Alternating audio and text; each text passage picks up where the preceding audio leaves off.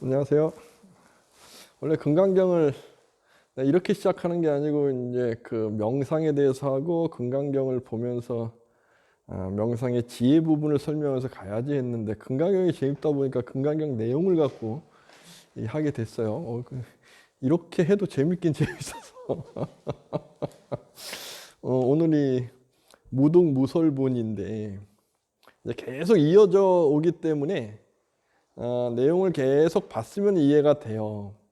이해가 되고 또 우리 교재로 삼고 있는 산스크리트 금강경 역해 같은 경우에는 우리 구마라집의 금강경, 현장 스님의 금강경, 그 다음에 산스크리트 범어본의 금강경을 같이 해석해서 비교도 할 수 있고 그거에 대해서 설명도 돼 있고 또 저는 제 시야로 중요하다는 부분들을 끄집어와서 이제 이야기도 하고 있고 이렇게 하다 보면 많은 분들이 말씀을 해주시는 부분이 이렇게 있어요. 뭐냐 하면 우리가 아상, 인상, 중생상, 수자상이 한자식으로 해석했던 그 내용이 아니라고 제가 설명을 했던 적이 있잖아요.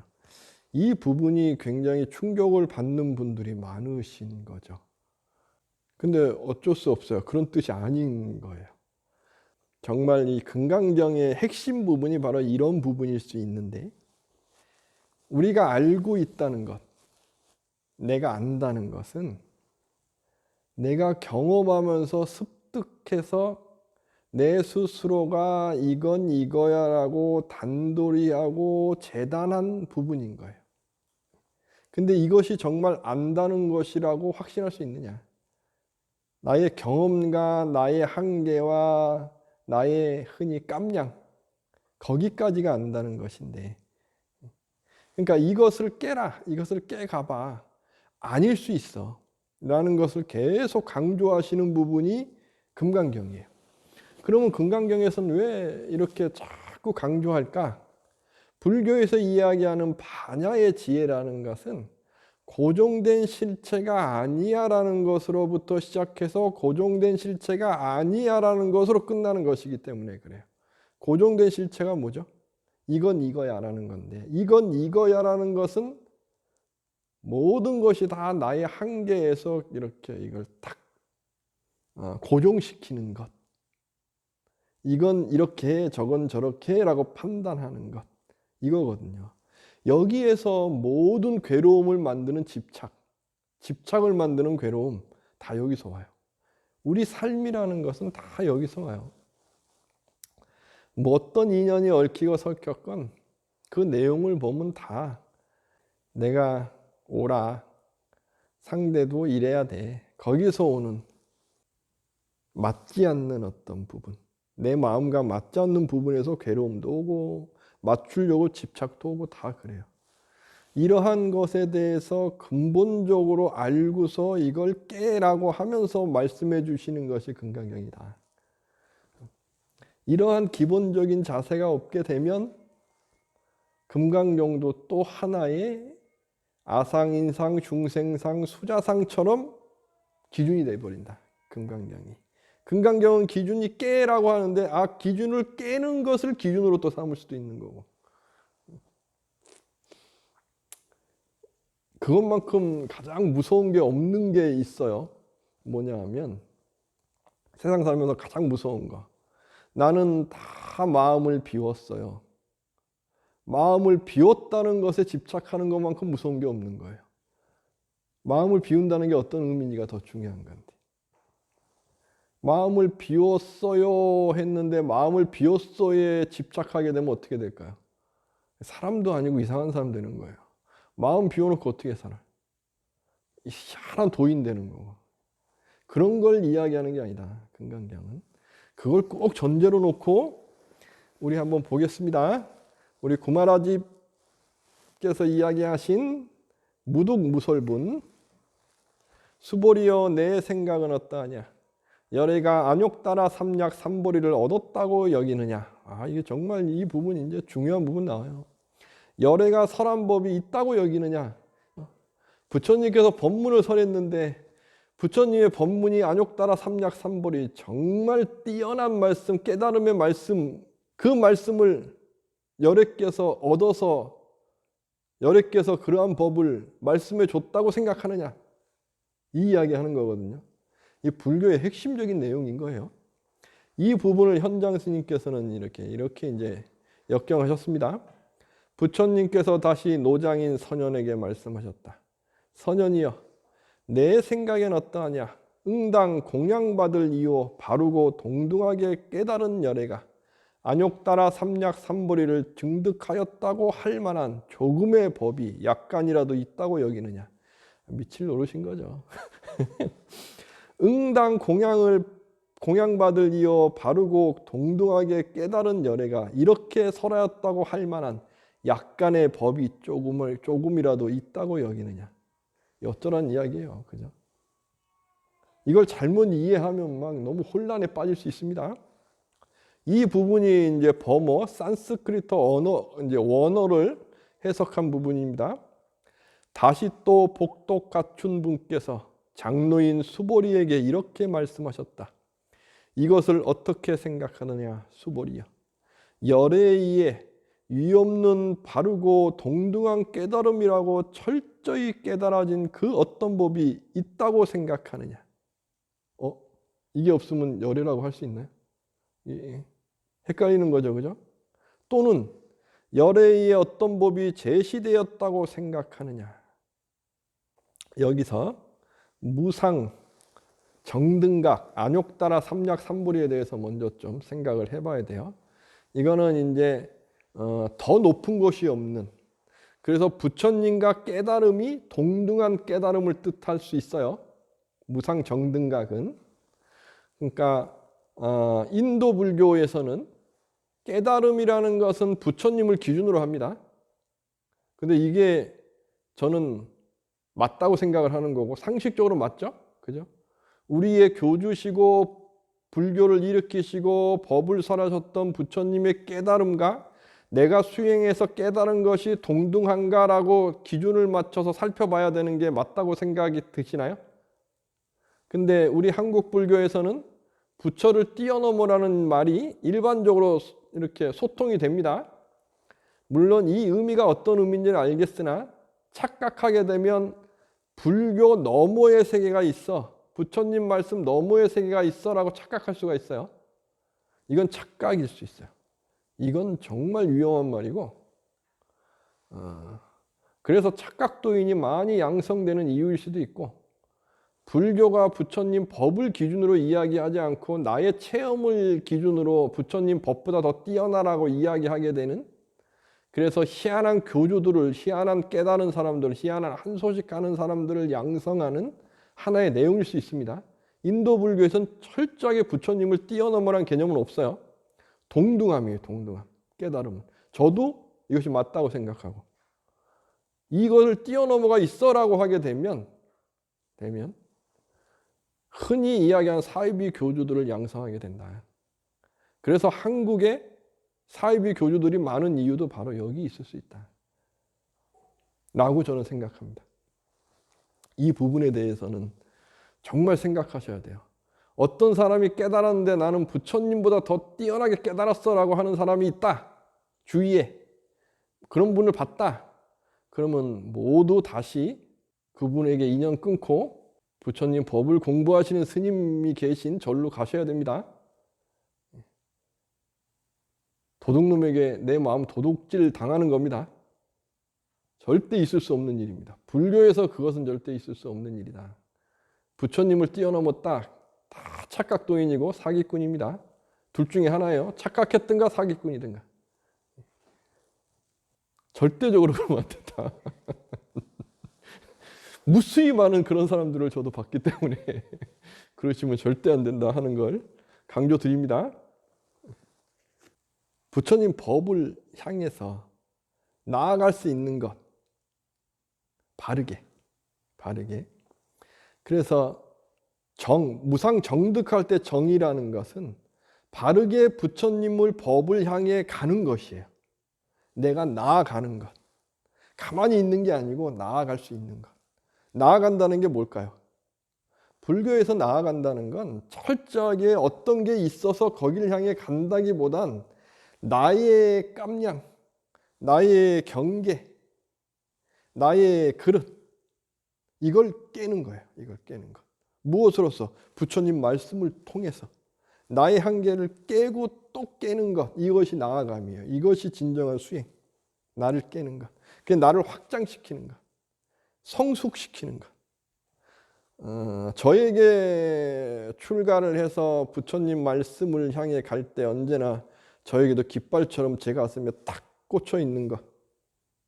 이것만큼은 내가 꼭 잡고 있어야지라고 하는 것. 성숙. 성숙. 성숙은 나를 깰 때 있는 거예요. 성숙이 어떤 걸 성취해서, 물론 성취일 수 있으나 무언가를 갖고 와서 있다 그러면 혹시나 착각할 수 있어요. 내가 뛰어넘어. 내가 더 뛰어나. 내가 뭔가를 얻었어. 이런 착각. 그게 아니고 나를 깨는 거예요. 내 한계. 나의 지평, 나의 경계, 나의 깜냥을 깨는 것. 이게 성숙. 성숙은 이것이지, 나를 깨는 것이지 밖에 누군가를 이겨내는 것, 이게 성숙이 아니다 라는 것을 분명히 알아야 됩니다. 저도 다시 일으키고 또 일으켜요. 어느 순간이 되면 저도 누군가를 이겨서 성숙된 것 같은 착각을 얻을 수 있거든요. 저부터도 그게 아니다 하는 것. 얼마 전에 승가대에서 이렇게 불교 특강이 있어서 듣고 있었는데, 전문가신 거죠. 한 분이 불교를 한 개론 수준 정도 강의를 하는데 도저히 저는 받아들일 수 없는 이야기를 하는 거예요. 있을 수 없는 이야기. 그래서 제가 이건 아니지 않느냐라고 이야기를 했어요. 근데 그분도 끝까지 우기시고 나는 듣고 있는 상태에서 이건 지문 안 돼 하고 우긴 거죠. 우겼다고 해야 되나? 아닌 것을 계속 반박한 거죠. 근데 제가 그렇게 하면 안 되겠죠. 그죠? 듣는 입장인데. 근데 저는 출가한 지 20년이 넘은 출가자잖아요. 제가 듣고 있는데 제가 지금까지 20년을 공부하고 부처님 말씀을 연구하고 분별하고 찾고 해왔던 어떤 체계에서 너무나 동떨어진 이야기, 아닌 이야기를 하고 있다 그러면 저는 듣고 그냥 넘어가야 되는 건가요? 아니면 이게 아닐 수 있어요 라고 내 의견을 표출해야 될까요? 어떤 분들은 듣고 있는데 조용히 하지 진도 못 나갔잖아요 라고 이야기하시는 분도 있었어요. 근데 저는 그것이 용납할 수가 없는 거죠. 부처님 법이라는 것이 있는데 내가 이야기해서 내가 그동안 몰라서 제가 그 모르는 것을 듣는다고 하면 그것도 좋은 거지만, 또 한편으로 잘못된 것을 이야기해서 그게 일반화돼서 듣는 분들이 그렇게 생각하면 안 되니까. 아무리 그분이 뛰어난 교수님이라고 할지라도, 아무리 그분이 불교학계에 뛰어나게 인정받는 분이라고 할지라도 내가 봤을 때 이 부분에서는 아니기 때문에 난 이런 생각을 갖고 있고 선생님이 이야기한 이 부분에서 이것은 잘못된 것 같은데요? 라고 이야기할 수 있는 것은 당연한 거 아닐까? 저는 생각을 합니다. 이것이 나를 깨는 나아감일 수도 있는 거죠. 이것이 공부하는 하나의 모습인 거고. 그래서 이렇게 공부를 하고 법을 공부해서 나의 한계, 나의 지혜를 키우는 것, 그래서 나를 깨가는 이런 모습이 있는 분들은 언제나 비판에 익숙해야 돼요. 비판에. 나를 비판하고. 무언가를 듣고 있을 때도 이게 아닐 수 있지 않아요? 하고 할 수 있는 그 눈이 떠 있어야 돼요. 그래야 무조건적인 오라, 무조건적인 어떠한 나의 경험이나 나의 지식의 싸움, 이것을 끊을 수 있는, 지향할 수 있는 힘이 있을 수 있어요. 저는 이것이 정말 중요하다고 생각해요. 공부하고 수행하고 나를 키울 때, 내 인생에 내가 주인공으로 살기 위해서는 정말 중요하다. 그래서 바르게 나아가는 것. 바르게 나아갈 때 기준은 부처님 말씀. 이건 언제나 있어야 하는 겁니다. 이것이 없다 한다면 안 됩니다. 절대 안 됩니다. 이것은 꼭 갖고 계셔야 됩니다. 그리고 134쪽 한번 보겠습니다. 수보리께서 말씀드렸다. 제가 부처님께서 말씀하신 뜻을 이해한 것에 따르면 안욕따라 삼약 삼벌이라고 이름할 만한 고정된 법이 존재하지 않으며, 여기서 이제 핵심이 나왔어요. 고정된 법. 고정된 법. 불교에서는 부처님 말씀도 고정됐다라고 이야기할 수 없어요. 이걸 잘 이해하기가 힘든가 본데 이거로 한번 생각해 보면 돼요. 주역에 있는 말일 거예요. 주역에. 불역이 여기다. 이게 변화하는 거거든요. 변화하지 않는 것. 변화하지 않는 것은 역자가 이게 내가 제대로 쓰고 있나 몰라서 막 흘려 쓴 거예요. 시울 2도 있지만 역자입니다. 불역이 여기야. 즉 세상의 진리라고 하는 것은 다 변화하고 있는 거야. 이거는 주역에도 이야기하는 거예요. 세상에 변화하지 않는 것, 진리거든요. 진리. 진리라는 것은 절대 변화하면 안 되는 거잖아요. 그죠? 우리는 그렇게 생각하고 있어요. 그런데 세상에 절대 변화하지 않는 것은 변화하는 것밖에 없다. 이게 이해가 되시나요? 이해가 되세요? 이걸 이해하고 나면 금강경에서 뭘 말씀하고 싶은지 알 수 있어요. 불교의 핵심은 변화거든요. 변화. 모든 건 다 변화해요. 그렇기 때문에 나는 존재의 한계가 있고 두카, 고. 변화하기 때문에 우리는 집착하는 거예요. 변화하지 않는 것에 대한 집착. 그래서 고가 있는 거고. 고라는 것이 존재의 한계. 왜? 변화하니까. 변화하는 거예요. 세상의 진리는 변화하는 것이다. 무슨 말씀인지 이해가 되시죠? 다 이해가 되시죠? 이게 이해가 안 되면 계속 이상한 이야기 하는 거예요. 막 윤회 이야기하고 내가 이렇게 변화하고 있으니까 변화하는 안에 실체가 있어야 되는 거 아니에요? 자꾸 이런 질문하는 분이 있어요. 그런 뜻이 아니고 실체라는 것 자체는 변화하는 것밖에 없어. 이 이야기를 계속 이야기하는 거예요. 이거 왜 있을까요? 나도 20년 전에 20년 전에 제가 예전에 설명드렸지만 사진을 탁 보면 나죠. 그죠? 20년 전에 사진 있으신가요? 그걸 보면 본인 맞죠? 그죠? 그러나 지금과 20년 전에 나와 똑같나요? 다르죠. 변화하고 있으면서 우리는 나라고 인식해요. 변화하면서 우리는 나라는 존재가 있어라고 인식한다니까요. 그러나 이 나라는 존재는 변화하는 존재예요. 이것이 오온. 오온을 이야기했더니 어떤 사람은 오온의 마음이라는 것이 그러면은 있는 건데 그 변화는 무엇이에요? 그게 변화라니까요. 오온. 색, 수, 상, 행식이 변화하는 거예요. 느낌, 그 다음에 어떤 것, 그러한 무더기, 그 다음에 나의 아르마리, 이러한 나의 몸뚱아리 다 나라고 하는데 변화하고 있어. 그렇게 된다 그러면 나는 있어요, 없어요? 이게 불교에서 무아 그러니까 내가 없다라고 이야기하는 분들이 무수히 많아요. 이거 정말 무식한 이야기입니다. 무아는 내가 없다가 아닙니다. 고정된 실체가 없어 그 이야기 하는 거예요. 이거 철저하게 잘 알아야 돼요. 불교 잘못 이해하면 무아 그러니까 어떤 분들이 제 유튜브에 댓글을 달는데 나도 없는데 스님 뭐 그런 거에 얽매여요. 뭐 이게 정말 그 불교 겨우 그 정도 아닙니다. 무아 그런 게 아니다 하는 거 철저하게 아셔야 돼요. 고정된 실체가 없어. 즉 아라는 것은 오온, 색수상행시라고 부처님이 말씀하셨던 이유 다 변화하고 있는 거야.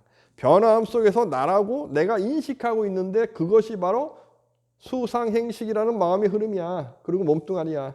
이 또한 다 변화하고 있어. 이걸 설명하는 거예요. 그래서 나는 있나요, 없나요? 존재해요. 변화하면서. 불역, 존재하는 것은 변화하는 것밖에 없는 거예요. 진리라고 하는 것은 변화하는 것밖에 없고. 이것을 잘 이해하셔야 돼요. 이것만 이해하고 있으면 금강경에서 말씀하시는 것이 무엇인지 감이 확 와요. 아셨죠? 이해가 안 되시면 이게 손들어 질문해야 됩니다. 야, 요 정도까지 이게 오시면 이제 금강경은 다 끝난 거예요. 어떻게 보면 이제 거의 이해가 됐어요. 열애께서 말씀하셨다 할 수 있는 고정된 법 또한 존재하지 않습니다. 맞죠? 변화하는 것이 이겁니다라고 이야기할 수 있나요? 부처님께서 말씀하신 것은 변화인데 변화의 진리, 진리야라고 이해할 수 있느냐. 그래서 제가 그 말씀 계속 드리잖아요. 부처님의 경전은 진리가 아니라고.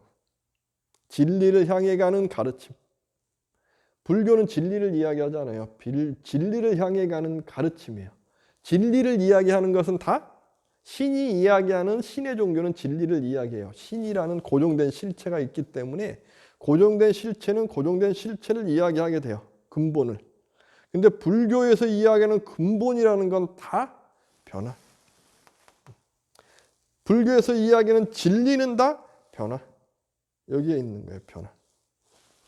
그러면 변화함 속에서 나는 중심을 어떻게 잡아요? 선업.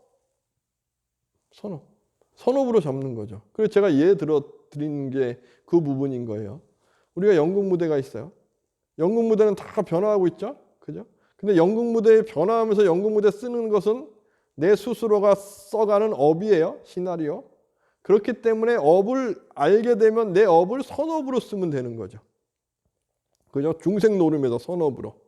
그리고 기도에서 내가 복을 많이 갖고 와도 마이너스가 올 수 있으니까 베품과 감사함이란 선업으로, 자비희사라는 선업으로 부처님께서 강조하시는 거예요. 이 부분. 변화하는 세상 속에서 변화하기 때문에 나는 내 복덕을 증장시킬 수 있는 거죠. 그래서 신을 믿는 종교에서는 복을 증장할 수 없습니다. 신의 뜻일 뿐이에요.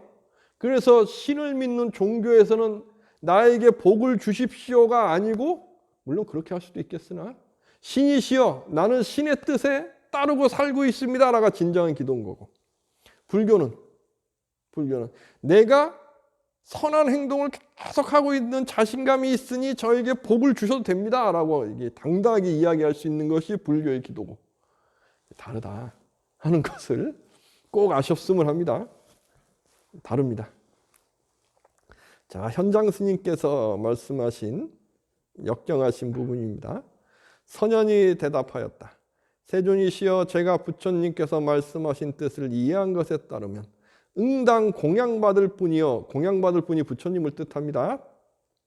바르고 동등하게 깨달으신 열애께서 안욕따라 삼약삼보리를 증득하셨다 할 만한 조금의 법도 존재하지 않으며, 즉 진리를 진리하라고 고정돼서 이야기할 수 있는 건 하나도 없다.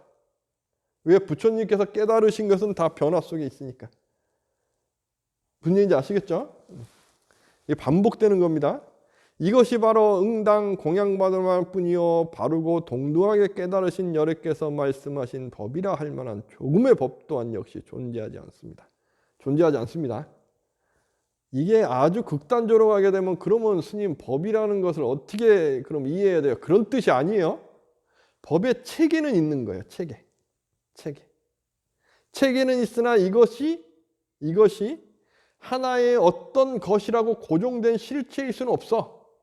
그러나 체계는 중요한 거예요. 체계. 2 더하기 2는 4죠. 그죠? 우리는 그 체계가 있는 거예요. 그러나 2 더하기 2가 4라는 진리가 고정된 진리일 수 있나요? 다시 이야기해서 둘과 둘이 있어서 이게 4예요. 이것은 내가 인식하고 있는 거고, 현실에서 구현할 때 둘이라는 것은 하나가 똑같은 거잖아요. 세상에 하나와 하나가 똑같은 것을 이 세상에 존재할 수 있나요? 부피와 그 다음에 질량과 모든 게 다 똑같을 수 없어요. 우리는 그렇게 정밀한 걸 만들 수 없어요. 2 더하기 2는 4를 우리는 현실에서 구현할 수 없어요. 어느 부분에서 인정할 뿐인 거예요. 왜 현실에서 구현할 수 없죠? 우리는 이미 양자역학이라는 걸 통해서 전자는 어떤 것을 딱 고정시키면 얘는 이미 변화하고 있고, 변화를 보게 되면 고정할 수 없고, 이게 이미 우리는 상식적으로 양자역학에서 이야기합니다. 그래서 우리는 어떤 것에 대해서 이거는 이거야 라고 고정시켜서 이야기할 수 없어요. 이미 우리는 이야기를 하고 있어요. 아주 미세 세계에서 이미 우리는 그런 세계에 살고 있어요. 변화의 세계에서. 지금의 과학은 불교를 설명하기에 너무 좋은 수준까지 와 있는 거예요. 너무 좋은 수준까지. 자, 이제 범어로 한번 보겠습니다. 그렇게 말해졌을 때 장로인 수보리는 복덕 갖춘 분에게 이렇게 말씀드렸다. 복덕 갖춘 분이시여, 복도 갖춘 분께서 말씀하실 때 목적하신 것을 알아차린 바에 따르면 그처럼 오신 분에 의해, 부처님에 의해 이 없는 바르고 동등한 깨달음이라고 철저히 깨달아진 그 어떤 법도 없으며, 왜? 위 없이 바른 깨달음이 이거야 라고 하면 그건 고정되니까. 고정되면 고정된 실체가 되는 거고, 불교는 그걸 비판하고 있기 때문에 이건 당연히 이렇게 이야기할 수밖에 없는 거예요.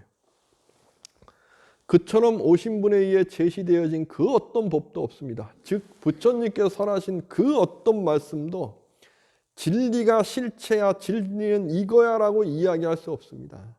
이 말씀을 계속 하시는 거예요. 이것과 비슷한 이야기를 하신 분이 있어요. 서양 철학계에 비트겐슈타인이라는 사람이 이야기했어요.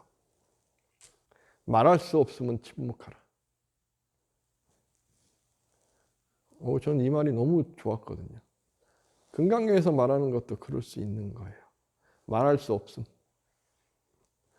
그래서 제가 전에 말씀드렸잖아요. 무라는 것을 갖고 불교에 대해 설명할 때 이야기했죠. 무, 없음, 있음, 유. 무와 유 갖고, 무와 유가 있게 하는 이 없음, 우리는 이건 인식할 수 없다. 어떤 것이라고 설명할 수 없다. 다시 말씀드리면 잘 보세요. 우리가 마음이라는 걸 갖고 인식하고 생각하는 것으로서 우리는 알고 있어요. 여기에 책갈피가 있죠. 기승하시는 분이 여기 종이 이렇게 꽈가지고 여기 넣은 겁니다. 내년 빛고운절에서 이거 하나씩 이렇게 만들어서 갈 수 있게 선물 드릴 거예요. 그럼 이건 있음이죠. 그죠? 있음이에요. 있음은 내년 부처님 오신 날 선물 드릴 거예요. 그럼 지금은 없죠. 그죠? 지금은 아닌 거죠. 우리는 그걸 인식하고 있어요. 다시 이야기하면 내년에 선물을 드릴 거라는 있음은 없음을 전제로 해요. 그죠? 그리고 이건 제가 갖고 있어요. 이렇게 갖고 있는데 있어요. 그죠? 갖고 있는데 있는 것이 사라지면 없음이죠. 그죠? 없음. 이것이 있는데 없어요. 근데 나는 알고 있어요. 없음이라는 것은 있음을 전제로 하고, 있음은 없음을 전제로 해요. 우리의 인식 체계는 그 너머가 없어요.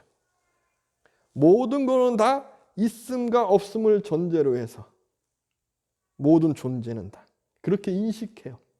그 인식하기 전에 무의 세계, 인식하기 전의 세계는 무엇인지는 의미를 잡을 수 있으나 그게 뭐라고 설명할 수 있나요? 설명할 수 없어요. 그죠? 그래서 침묵하는 거예요. 이건 말할 수 없으면 침묵해라. 이 부분 이야기하는 거예요. 우리가 이야기하는 것은 다 이러한 변화하는 세계 속에서 변화하지 않는 어떤 것을 갖고 우리는 대화를 하거든요. 그걸 제대로 알아라라고 부처님께서 말씀하시는 거예요. 그런데 이야기를 그렇게 할 수 있을 뿐이지 모든 건 다 변화하고 있어. 모든 건 다 변화하고 있어 라고 하다 보니까 그런 변화하고 있는 모든 것이 변화하는 것이 있어 라고 또 생각하게 되면 변화하는 게 있어 라고 또 놓고 이야기할 수 있는 것, 이것까지 또 아니야 라고도 이제 뒤에 이제 말씀하십니다. 자, 한번 이거 보겠습니다. 무슨 까닭인가 하오면 여래께서 말씀하신 법은 모두 가질 수도 없고, 가질 수 없죠. 말할 수도 없으며 말할 수 없어요. 법이라는 것도 법 아니요, 것도 아니요, 법이 그러다는 것도 아니기 때문이다. 즉 부처님께서 말씀하시고 깨달으신 법은 바로 요 부분이에요. 무, 있음 없음 너머에 있는 세계예요. 근데 이것은 말로 표현할 수 없어요. 이것을 향해 갈 수 있는 가르침만이 말 속에 있는 거예요. 그래서 그 가르침은 고정된 실체가 아니야. 절대 착각하지 마. 이 말씀 계속 하는 겁니다. 모든 현인이나 성인들은 모두 무위법으로서 차별이 있기 때문입니다. 무위법으로서 차별이 있다. 모든 성현은 무위법, 이 말할 수 없는 부분에서는 한계가 있다. 차별이 있다. 한계가 있다. 이 말씀입니다. 자, 현장 스님 번역 한번 보겠습니다. 무슨 까닭인가 하면 세존이시여 응당 공양받을 뿐이요 바르고 동등하게 깨달으신 여래께서 증득하시고 말씀하시며 사유하신 법은 모두 가질 수 없고 펼쳐 설명할 수도 없으며 법이라는 것도 아니고 법이 그르다는 것도 아니기 때문입니다. 그 까닭인가 무슨 까닭인가 하면 무 성인이나 성인은 모두 무의 드러난 것이기 때문입니다. 무의, 함이 없음, 무의. 이것을 드러내고 있기 때문에 그렇다. 존재에 대한 근원. 자, 산스크리트어 한번 보겠습니다. 그것은 어떤 이유인가 하면 그처럼 오신 분에 의해 철저히 깨달아지고 또한 제시되어진 그 법. 그것은 취해질 수도 없으며 취할 수 없어요. 취했다 그러면 착각입니다. 설명될 수도 없으며, 그죠? 그것은 법이라는 것도 아니요 법이 그르다는 것도 아니기 때문입니다. 아하, 난리 났습니다. 그것은 어떤 이유인가 하면 참으로 고귀한 이들은 무의로 드러나기 때문입니다. 이걸 잘못 이해하면은 다 내려놔. 다 하지마. 이런 뜻 아닙니다. 고정된 실체로서 어떤 것이야 라고 정할 수 없다. 이 이야기 하는 거예요. 자, 이제 예를 한번 들게요. 이게 너무 어려우니까 예를 들게요. 우리 여진보살이 불화를 해요. 그죠? 불화를 할 때 이건 이거야, 저건 저거야. 그 그림을 쫙 그려요. 그림을 쫙 그릴 때 그림이라는 형상을 통해서 부처님 법이라는 말할 수 없음을 표현할 수 있을까요? 표현할 수 있을까요? 우리는 표현할 수 있어요. 그 의미. 즉 이건 이거고 저건 저거고 그러한 것을 쫙 그림으로 그렸지만 이건 어떤 것이에요. 어떤 것이지만 그 안에 의미가 펼쳐지면 사람마다 보고 느끼고 의미하면 무한하게 펼쳐져 있을 수 있어요. 그 무한하게 펼쳐질 수 있는 이유는 무엇일까? 부처님 법이라는 것은 어떤 것, 어떤 것이라기보다 사람마다 바라보는 것에 따라서 그릇의 크기가 다르고 이해하는 범위가 다 다를 수 있는 거죠. 그죠? 보고 이해하는 범위가 다 다른 것. 즉 그림 하나가 딱 있지만 사람마다 볼 때 이 그림을 그린 것은 우리 여진보살이 그린 것이지만 부처님 법을 내가 설명해서 말한 것이지만 받아들이는 사람들은 다 자기가 보고 하는 것이 무엇으로 보죠? 자기의 지금의 감정 상태, 나의 지금의 배움 상태, 내가 볼 수 있는 눈의 범위로 보는 거죠. 모든 것이 다 그래요. 모든 것이 다. 그림이라는 것 자체도. 그럼 법이라는 것 자체 또한 그런 거죠. 자체 또한. 그렇다 그러면 부처님께서 부처님 법을 딱 말씀하셨지만 이것이 어떤 것이야, 어떤 것이 아니야 라고 우리는 규정할 수 없어요. 보는 사람마다 다 다를 수밖에 없으니까. 세상은 그렇게 펼쳐져 있어요. 자기 그릇에 맞춰서 펼쳐져 있어요. 그래서 이건 이거야 라고 이야기하게 되면 내가 보는 그릇에 맞추는 게 아니고 내 그릇을 재단해 버리는 거죠. 그럼 더 이상 성숙은 없어요. 불교는 성숙해야 되기 때문에 나의 그릇이 이거야 라고 알고 이걸 깨가는 거예요. 계속 깨가는 거예요. 즉 그림은 나를 깨가게 하는 가르침이지 그림이 진리야 그러면 바라보는 사람이 자기 그릇에 재단을 딱 해버리고 더 이상 깰 수 없게 만드는 오류에 빠지는 거죠. 이 말씀을 꾸준하게 말씀하시는 거예요. 이걸 잘 이해하셔야 돼요. 어렵죠? 어려운가요? 어려우면 어떡하죠? 내 한계를 깨는 것. 내 한계를 깨는 것. 이것이 정말 중요한 겁니다. 내 한계를 깨는 것. 자, 141쪽인데 책이 없으셔도 괜찮아요. 자, 설명을 제가 드릴 건데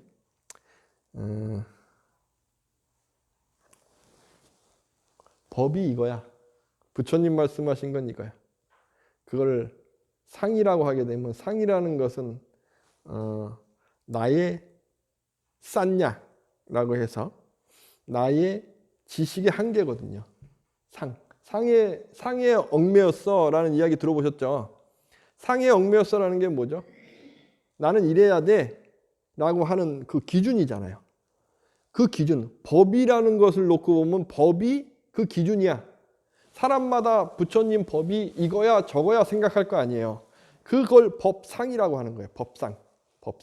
법상은 사람마다 다 다르겠죠. 그죠? 법상이 다 똑같을 수 있을까요? 똑같다고 하면 신학이에요. 신학. 신의 말씀은 똑같아야 되니까. 법이 상이 있는 것은 부처님의 말씀은 무한하게 펼쳐졌으니까 당연히 법이 내 시야에 따라 갖고 난 이렇게 생각해, 난 이렇게 생각해 상이 있을 수 있겠죠. 그럼 법상은 진리가 아니죠. 그죠? 그래서 부처님 법은 진리일 수가 없습니다. 진리를 향해 가는 가르침이에요. 진리로 펼쳐져 있지만 진리라고 이야기할 수 없는 것. 법상. 그 법상을 불교에서 계속 강조하는 이유가 여기 있는 거예요. 법상에 빠지지 마. 법상. 그래서 부처님 법을 내가 취할 수 있어. 부처님 법은 이거야라고 내가 딱 정할 수 있어. 부처님 법은 이거야. 부처님의 말씀은 이거야라고 이 말씀은 이거를 이렇게 한 거야라고 해서 딱 고정해서 이건 진리야라고 이야기하면 안 돼. 이걸 불교에서는 강조하는 거고. 부처님께서 말씀하신 것은 이 진리를 말씀하신 거야 라고 이야기하면 또 안 되는 거고. 모든 것은 가능성으로 있는 거예요. 물론 하나의 체계라는 것은 확실히 있어야 됩니다. 그러나 이 체계라는 건 있고 나중에 직관으로 딱 깨달음을 얻는 요 세계, 직관의 세계는 표현할 수 없는 거예요. 그러나 체계는 있어야 돼요. 체계가 있어야만 헛소리 안 하게 되는 거예요. 그리고 비법, 법이 아님이라는 것은 이러한 직관을 자기 아르마리로 이거야 저거야 라고 이야기할 때 이거는 비법이 되는 거예요. 사이비. 불교에서 이야기하는 사이비. 그래서 언제나 경계해야 되는 것이 어떤 분이 도인이라고 하셔갖고 내 말이 진리야. 나는 부처님도 뛰어넘었어. 이 말만 믿어 라고 하게 되면 슬슬 도망쳐 나오셔야 된다. 한순간 인생이 나가리 될 수 있다. 이 나가리라 그러면 안 되는데요. 강조하기 위해서 하는 겁니다. 인생 나가리 아주 쉬워요. 그런 분에게 혹 가면 진리야라고 하는 분한테 혹 가면 그렇게 된다. 세상에 무수히 많은 도인들이 다 이런 얘기 했으나 그분들과 함께 했던 많은 분들 인생 끝장납니다. 끝장났어요. 왜 반복되는 거예요. 그렇게. 불교는 그런 거 아닙니다. 절대 그런 거 아니에요. 그리고 비법이 아닌 것도 아니야. 너는 법이 아니야. 부처님께서 중득하신 건 법이 아니야. 그래서 또 새로운 뭔가 있어. 이렇게 해서 이것까지 강조하는 것 또한 아니다. 하는 걸 알아야 됩니다. 그러면 나는 어떻게 살아야 돼요? 다 아니라고 하면. 아닌 걸 알고 나의 수준의 눈높이에서 내가 베풀고 감사할 수 있는 마음으로서 하나의 체계를 하나 잡아가는 거예요. 부처님 법은 이렇구나. 부처님 말씀은 이건데 부처님께서 말씀하신 것은 내가 언제나 강조하는 거 감사하고 베풀면 나는 행복해. 거기에서 나는 감정의 흐름에서 괴롭고 집착하고 하게 되니까 이 흐름을 꽉 붙잡을 수 있는 힘을 키워야 돼. 명상. 부처님께서 명상주의, 명상을 강조하신 이유 여기 있는 겁니다. 여기에서 내가 살아가는 현실에서 나에게 필요한 게 있어. 그래서 나는 이것을 정말 성취 강하게 얻을 거야. 그러나 나는 베풀고 있지만 또 강하게 지금 해서 난 이걸 이루고 싶어. 기도도 여기에 있는 거고. 기도의 근본은 베풀고 감사함에 있어야 하는 거고 복을 증장함에 있어야 되는 거고 거기에서 또 내가 업에 끄달리고 하니까 나를 꽉 잡을 수 있어야 돼. 그래서 유명한 말이 있다고 제가 전에 말씀드렸죠.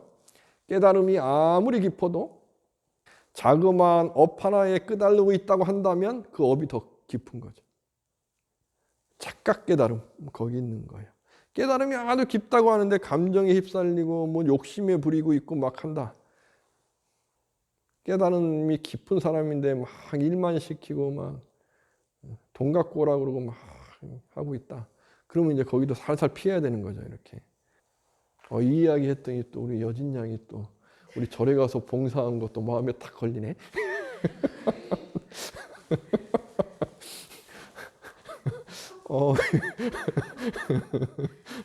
나도 같이 가서 일했으니까. 난 시키지 않고 나도 더 열심히 했습니다. 종일 포크레인 운전하고. 상식 수준에서 우리는. 불교의 깨달음이 상식 너머에 있는 무언가 해갖고 나를 혹하게 한다. 절대 거기에 빠지면 안 돼요. 사입이다, 사입이. 불교 그러면 안 된다 하는 거 말씀드립니다. 상식 수준 안에서 이걸 하나하나 깨가는 게 불교예요. 불교. 상식이라는 건 하나의 체계, 논리와 합리, 연역적 추구, 요 안에서. 이것을 잘 아셔야 됩니다. 이걸 모르게 되면 잘못된 것이 진짜인지 알게 되고, 나의 깜냥으로 본 세상이 진리인지 알게 되고, 내가 들어서 원하는 것이 그것이 전부인지 알게 되는 거죠. 제가 전에도 예를 들었지만 저도 스승을 찾아서 막 다녔는데 제가 어느 순간 그런 생각이 들었어요. 내가 스승을 향해 다닌다는 것이 내가 생각하는 수준, 스승이라는 기준을 갖고 찾아다니는 것이라고 한다면 나는 스승을 평생 못 만나겠구나. 내 기준에 있는 거니까. 그러면 나는 내 기준을 깨지 못하겠다. 진정한 스승은 내 기준을 깨주는 분이죠. 부처님 말씀처럼, 부처님처럼. 부처님께서는 그 많은 법문이다. 어떤 법문이죠? 방편설. 방편설은 뭐죠? 자기의 한계의 깜냥을 깨주는 말씀이에요. 그 사람의 깜냥을 깨주는 말씀, 이것이 방편설이에요. 이 방편설이 잘못 이해되면 내 이야기를 자기 합리화시키는 것이 방편설이야 라고 이야기하게 되는데 그게 절대 아니고 어떠한 상대의 깜냥, 나의 깜냥, 이것으로 우리는 세상을 보니까 이걸 깨주시는 것, 이것이 방편설이고 이것이 부처님의 법문이에요. 그래서 부처님 법문은 진리를 향해 가는 가르침입니다. 진리야라고 하게 되면 어떤 사람의 깜냥을 깨주기 위한 말씀이 진리야라고 해서 그 깜냥에 사로잡히게 됩니다. 절대 그러면 안 되는 것, 이게 불교다. 불교가 아주 오묘하고 공부하면 공부할수록 너무 재밌지만 첫 시작할 때 어려운 이유는 자기 깜냥으로 보기 있기 때문에 그래요. 깜냥만 깨보세요. 불교 아주 재밌습니다. 예, 너무 중요한 이야기 오늘 했습니다. 좀 어려웠죠. 그 말씀은 무수하게 하고 계신 거예요. 가장 어렵지만 이걸 깨야 내가 성숙할 수 있으니까. 이걸 깨려고 노력하는 것, 저도 이렇게 이야기하지만 제가 제 깜냥을 지금도 깨려고 노력하지만 이 깜냥 찾기도 힘들어요. 내 깜냥이 어디 있나요? 순간순간 감정이 올라오고 순간순간 이래 저래라고 누군가가 하고 있을 때 나의 깜냥이에요. 나의 깜냥. 순간순간 기분 나쁘고 기분 좋고 하고 있을 때가 나의 깜냥. 내가 기준을 만들고 있는 거, 상 만들고 있는 거, 이게 나의 깜냥이에요. 이 깜냥이 나의 행복의 한계를 고정시키는 거예요. 이 깜냥만 계속 깨가고 있으면 행복해요. 성숙하고. 그러면 주위 사람들하고도 얼굴에 미소, 마음의 평화로서 함께 갈 수 있고. 제가 전에 그런 말씀 드렸잖아요. 한국인이 행복지수가 낮고 저기 북유럽 분들이 행복지수가 높은 이유.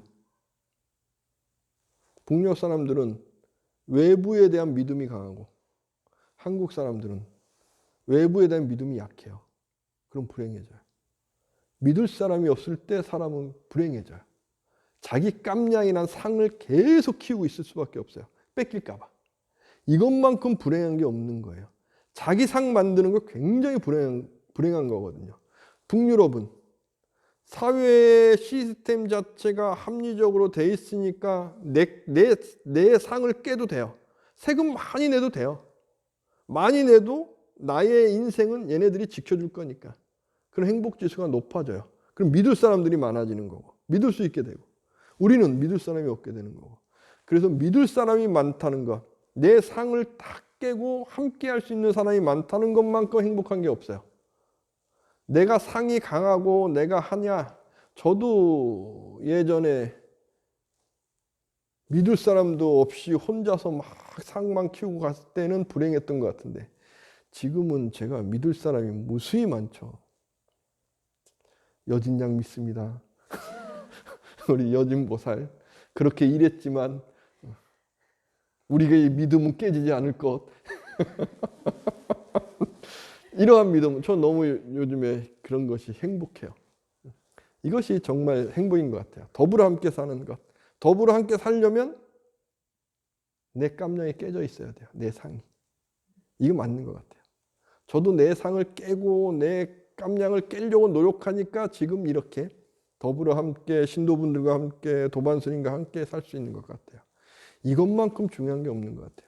진리를 진리야라고 예전에 생각했는데, 진리가 진리야라고 생각하면 진리가 아니고 진리가 아니라고 생각하는 것 또한 진리가 아닐 수 있구나라고 생각하고 내 깜냥을 깨고 있었더니 더불어 함께 갈 수 있고 믿을 수 있고 다 같이 갈 수 있고, 이것이 너무 좋은 거죠.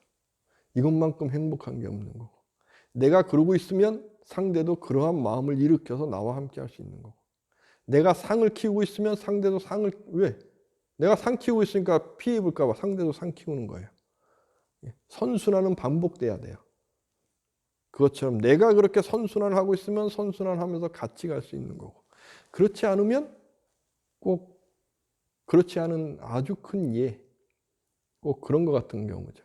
어떤 분이 싸움만 맨날 해요. 그 인터뷰를 하는 거죠. 선생님은 왜 싸움만 해요? 주위에서 저를 화나게 만들어요. 가만 놔두질 않아요. 주위에서 가만 놔두질 않을까요? 스스로가 화가 있으니까 상대방도 보호하려고 같이 화내는 거죠. 근데 스스로가 웃고 있어 보세요. 상대방도 상을 깨서 같이 웃어요. 나에게 달려있는 거죠. 나의 그릇. 모든 법이라는 것도 나의 그릇에 달려있는 거예요. 내가 어떻게 하느냐. 내가 어떻게 큰 사람이 되느냐. 내가 어떻게 성숙하느냐. 내가 성숙해야만 고개 숙일 수 있어요. 내가 우리 여진보살보다 더 밑에 사람인데 고개 숙인다. 자다가 발딱 일어나요. 자존심 상해서, 자존감 상해서. 고개 숙인다는 건요, 내가 성숙해 있을 때 할 수 있는 거예요. 성숙하지 못하면 고개 숙일 수 없어요. 누군가에게 내가 마음의 미련이 있어서 무언가가 화가 있다. 무언가가 맺힘이 있다. 근데 그것이 아직 풀리지 않는다. 그것은 그 누군가보다 아직 성숙되지 못했기 때문이에요. 모든 건 다 그래요. 그 누군가보다 내가 성숙돼 있다. 성숙이라는 건 어떤 것이 아닙니다. 성숙하는 마음으로 나를 깨가고 있다. 깨가면 성숙하다는 걸 느껴져요. 그래서 그럴 수 있어 라는 마음이 쫙 일어나고 있다.